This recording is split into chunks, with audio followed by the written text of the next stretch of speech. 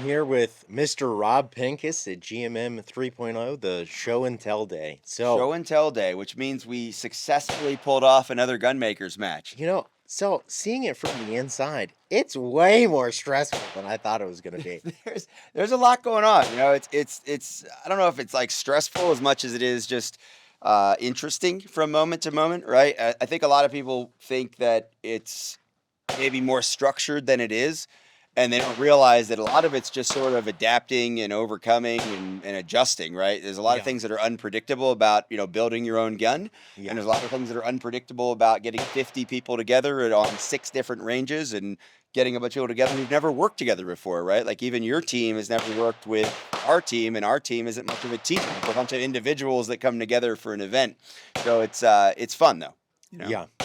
There's a lot of improv. Yeah, the whole thing really is, and it's funny. We actually had one guy who was kind of a regular competitor who was here, and right away, like when the day started, he was asking a lot of those typical competitor questions based on his experiences in more, let's say, longer running events that run all over the country, and they run every weekend, right? All in a lot of places. We do the Gunmakers match once a year. We've done some smaller regional things, but once a year means you come together and you make it happen. And I think 97% or whatever of the people that participated yesterday had never been on this range before.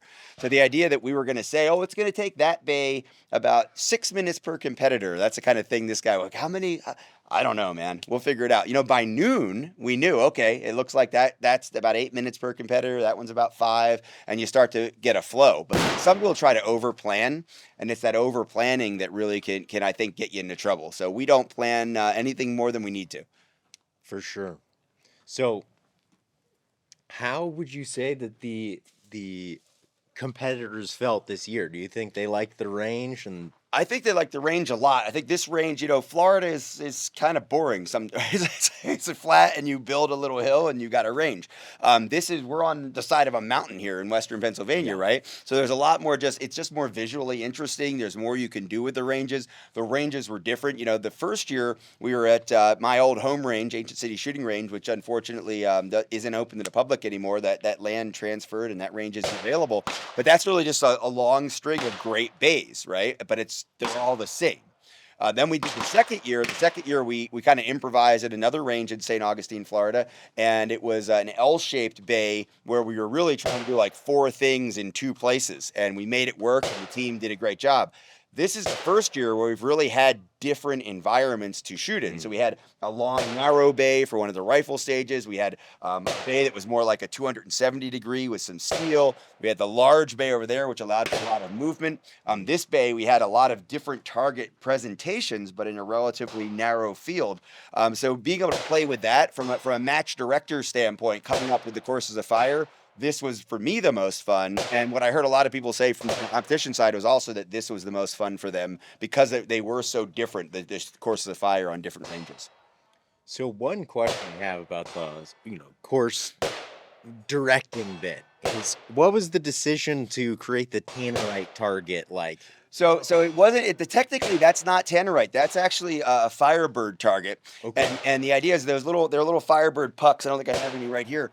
But they're really cool. They can be set off by subsonic ammunition. So it's not like tannerite where you need to have that high velocity round to go in. You can set these off with 22s, with 38s. And so I knew no matter what people were shooting, especially in that category, because we were on the rifle range. So if it's the braced pistol, the PCC, or the actual rifle calibers, we're all being shot there. And I thought, well, it's kind of cool when it goes off. We knew we didn't want to set off a whole bunch of them, right? We didn't even really know if the range was going to be okay with it till we got here. So what I thought was, okay, let's put one of the tiny ones, 50 millimeters. It was out at about 75 yards, and we'll make it a bonus. And that stage, if you're moving fast, you could probably do that stage in about 30 seconds. And the idea was if you took the extra few seconds then to shoot at it and you hit that 50 millimeter puck at 75 yards, it was going to wipe 30 seconds off your score. So basically you would end up with like 0 points added to your score if you hit it. And I said, it's not going to surprise me if nobody hits it. It'll really surprise me if more than 5 people hit it. One guy hit it, and I just happened to be standing there. So it was kind of cool. Yeah. And he hit it with I think was the largest rifle Yeah, in I the think we had match. two SETB 308s being shot yesterday, and he was one of them. And he's a big guy, and he was moving through those shooting positions and moving his big gun around and all the. And the last thing that really I expected to see was like that happen right Yeah, then while I was standing there, and I was like, that was cool. And it was a big cheer. You know, there were two squads because that was a back-to-back bay with another pistol bay was behind it. So both squads were sort of paying attention. I think because it was the SETME, that concussion, everybody was kind of like, whoa, what's he shooting? And they were paying attention when he hit the target. So it was cool. And of course, we got it on video. I know you guys got it, I think. Mm. I got it and posted it as part of the highlights. That was the only thing I've posted so far to the internet was that one highlight because it was kind of just, it sums it up, right? It was the GMM3 was a blast. yeah. You know? So, were you surprised by the overall outcome of who took home the big belts? You know, Snow has been a great supporter of the idea of the Gunmakers match. He's been an incredible leader, I think, inside of the community. He's become a really good friend of mine. He took the competition very seriously last year. He really wanted to come in and do well. I forget which category it was. I think it was at the PCC. He really wanted to do well in that category last year, and he came in aiming and sort of gunning for that one. This year, I didn't think he was as like psyched up for I really want to do well this year. He actually volunteered to come in and work.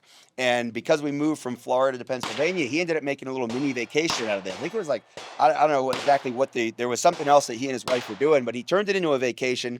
Apparently they've had a great time and he just really got into a groove and he shot well. It may not have hurt him that our two-time champion, the constant tinkerer, he did not have the greatest day. And in fact, I accused him at first of like throwing it on purpose. I mean, it was like, come on, Matt.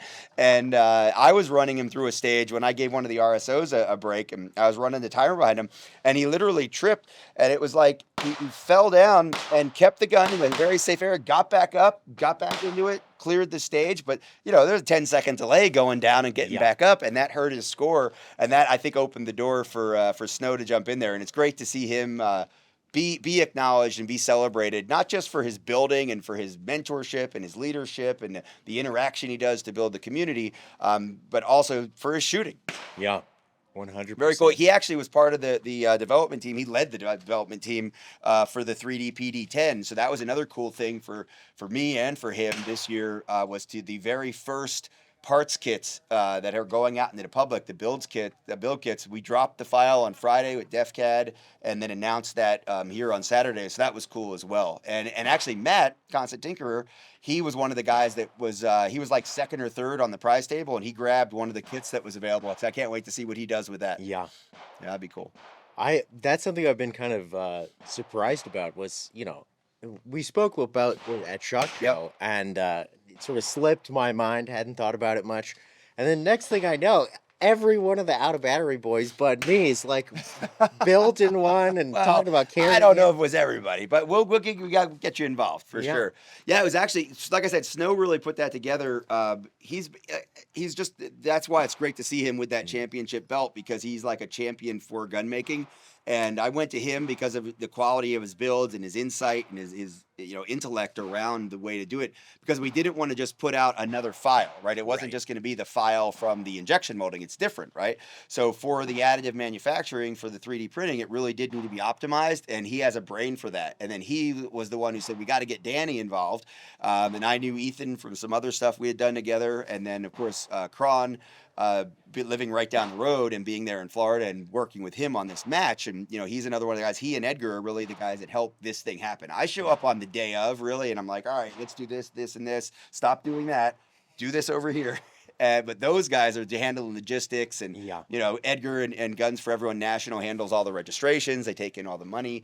This event couldn't happen without so many people. I get to kind of say, here's what I think we should do. And if someone has a better idea or someone convinces me that we should do something else, like the 22 side match, we'll try it maybe eventually. But, having done a whole bunch of events, the first year really wanted to hold close to this is what I think will work and I'm willing to be wrong. Now that there's more people involved, there's more support, there's more acceptance for what the Gunmakers match is, I think even in the gun-making community, plus the community, the gun community at large, it's easier to let go of some of that and do some things that maybe are more traditional or more just what people want. Whether I think it's going to necessarily be the best or work or not, let's try it. Hmm. And if we can pull it off, and the 22 side match was one of those things. Some of those guns ran great, but some of them ran like we kind of expected 22 long rifle guns to run, which Yeah. is not at all almost. So it was fun to try. Maybe we'll do it as a side match next year, but I think some of the 22 guys even had to admit, like, okay, we really thought this would be awesome. We're going to go back to the drawing board on some of our designs. And I think people that were here for the first Gunmakers match would admit that even that was sort of the center fire experience too. Let's go back to the drawing board and work on some of these designs. And now these guns are running like tops out here. Some of the same guys that had trouble in earlier years are back with builds that are just beautiful. Yeah. So one thing I want to ask about this is you've set up this lovely little display here. Kind of acknowledge the sponsors, Yeah. So talk to me about what's going on in this So display. this was very impromptu, right? But couple of things here that really I think do deserve a big shout out. Patmos is one of the family of companies that is JSD Supply. One of the reasons we ended up in Western Pennsylvania was because of Jordan Monroe, his whole team, Bob, Bailey, Jake, but really, his leadership in this area, the fight that he has fought in Pennsylvania to make sure that private gun making stays legal and it continues to grow as a hobby, as an activity. Taking over the business of the gun show, the biggest gun show promoter now in the state. He's a business that's been around for decades. He's taken it over, acquired as part of his family. Patmos, JSD, now Gideon Optics. Jordan is just a great friend and leader inside of the community. So coming to Western Pennsylvania because they're right down the road and they were going to bring that same support they had for 2 years in a row down in Florida was going to be so much easier for them. I have connections here. Clint Macro at Trigger Pressers Union, he's the one that set up the range, and he's been teaching with me on the training side for a decade now. Just a great friend. We have Brown Coat Tacticals, one of the guys that I've become friends with this week. Just Luke, just again, young guy, growing company, wants to be involved, wants to support the event, very generous sponsor. 80% Arms, we worked with the kit build and the printing builds. Those are two divisions of the Gunmakers match. We've worked with other companies. We still work with several companies that supply parts, but 80% Arms really quadrupled down. They've been kind of supporting the event from afar. This year they came in as a platinum sponsor. The prize table reflected how generous they were. They also came in with some cash. They paid for the lunch that everybody had yesterday, which was cool. And then of course we have a Firearms Policy Coalition that I don't have anything out here to represent them. They're in my heart and in my mind all the time. They have helped, obviously, fight to protect gun rights, to protect gun makers, financially, in the courts, with education. The Firearms Policy Coalition, they have a foundation also that supports the gun building educational events that we put on through Guns for Everyone National as well, tied to the regional events. So they're incredibly important to us. The plaques are made by 2A 3D Print, our buddy Matt Holmes, 2A 3D Laser. He goes by now on IG. They've shut him down so many times. He's doing a lot of good laser work, including some of the work that he's done for us all over the community. You're actually wearing one of the hats that he made as well, which is cool. He couldn't be down here in Pennsylvania with us this year, which sucks, but he's still doing everything he can to support the community and support the event. On Mission Arms is another one. On Mission Arms, they've been very cool to work with. Small operation out of Maryland. They couldn't make it this year either, and they're fighting just to keep their ability to try to own guns more easily, let alone make guns more easily in Maryland. But there's just so many good people in the community, and it's not just about the sponsors or the logos or the donations that you see. It really does come down to the average individual that participates. And we had a lot of spectators this year, which was cool. Last year was weird. We didn't have that many spectators. First year we probably had more than last year. This year they were back in force, which was great. We saw a lot of people here supporting not only each other as participants, but just supporting all the participants, family, friends, whatever like that. But I saw a lot of people, trading tools, trading tips, trading ideas. Obviously the camaraderie that happens after the fact, after the event takes place. We put the guns away and maybe get some beverages out and stuff like that. That's always great. But especially this year, I saw people really working together a lot. Zero, Bobby was up there on Bay 16 where we didn't have any competition going on. When we opened up the 22 side match there, he was helping people get their guns running, supervising them. When I went up there, I almost never saw anybody up there alone working on their gun, right? It was always like 2 or 3 people up there with, here's a part, or here's an idea to try to get some guns running. And that was cool to see. Yeah. So, one final question before we wrap up. Yes, it's cold. I It don't is know why very it's so cold, cold. It yeah. was nice yesterday. It was a It little it rainy. was a little rainy, Now but it's cold. It's yeah. winter. I don't know why. Oh, was So, that the question? so my question is this. This is the first time you guys have actually done a full like range day after the Yeah. fact. Is that something you plan on continuing to do? Has it Yeah. gone well? Yeah, for sure. This is a perfect example of something that the first year, like, let's just do the event, guys. Okay, I get it. Like, everybody wants to do this. Can we do that? Can we do this? We could do all those things, but I don't even know if we're going to pull this off. Like, let's just do the event and make sure that works. Mm. Like, do the just not like the bare minimum, but do the things that you have to have happen to say you're having an event. Do them well, and then we'll move on from there. And last year there was a gathering of a lot of people that were involved in the event and in the region that are involved in gun making that happened away from the event, and it went pretty well. We had the time for it, but we didn't have the space for it last year because of the changes with the range. This year we had the time, the range obviously is available to us today. We had the brain space because some of these things now, this is the third year, we don't have to worry as much about how the award ceremony is going to go. We don't have to worry as much about how the prize table is going to go. The live stream, having you guys here handling the media, like the fact that neither Guns for Everyone National nor I had to be the one that was like getting content and making sure that happened for us internally. Huge thing. Like, I mean, it's like there's a reason you guys are listed as a sponsor. Like, you guys are donating time, effort, and energy to spread the word, spread the signal, do all that stuff in general, but also specifically about this event. That was a huge weight off our shoulders. So it's like, okay, and I trust, Clint, who's over there running that range right now, because I know him. I know how well he runs ranges, and he's ran them for me and with me for years. So it's a lot easier to say, yeah, let's have the show and tell and shoot. That's what I said. There's show and tell can happen on back at the house or wherever. The shoot is the match. This is the more casual but still very safe and controlled and I think appropriate show and tell and shoot, and it's fun. And I don't see any reason why we wouldn't continue to make that part of the event. There's a lot of things where they're really good ideas. They're things people have wanted, but with any event like this, I think it's especially with the political environment and what we're trying to do as far as put the right face and the good face on private gun making. We want to be really careful about how we grow and what else we take on. Yeah. 37 millimeter launcher competition sounds cool until you set the hillside on fire, right? So let's make sure we have the right hill, the right environment, the right builds, the right projectiles, the right signals, the right chalk, all that stuff. So I'd love to see something like that. We tried the 22 long rifle this year. We'll see if we do that again. Maybe it'll be the 37 millimeter. I don't know. If IPS keeps showing up with the 50 caliber, maybe it'll be the extreme long range 50 caliber printed division. I don't know. We'll figure out what we do. If we do an event out in Colorado, that may fit better. So keep the ideas coming. Obviously, your viewers, not just people that follow Gunmakers Match or follow me or Guns for Everyone National, but your audience, we hope that there are people who are like, I kind of knew there was something out there, but I didn't know what it was. Now they're going to know what it was. They're going to know what it is and what it will be next year again. And I think, is today the 23rd?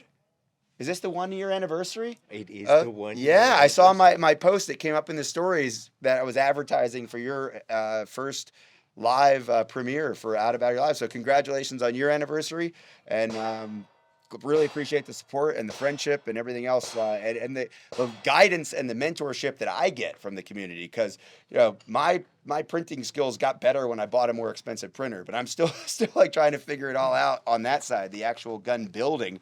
And it's been really cool to get to know more and more people through the event and through your show. Through the internet community. It's just all the different ways that gun makers interact and communicate, and you guys are now leaders in that space too. So thanks for that. Thank you. For sure. Let's get out of the cold. GMM 4, 2024. 1 year. Hell yeah, dude.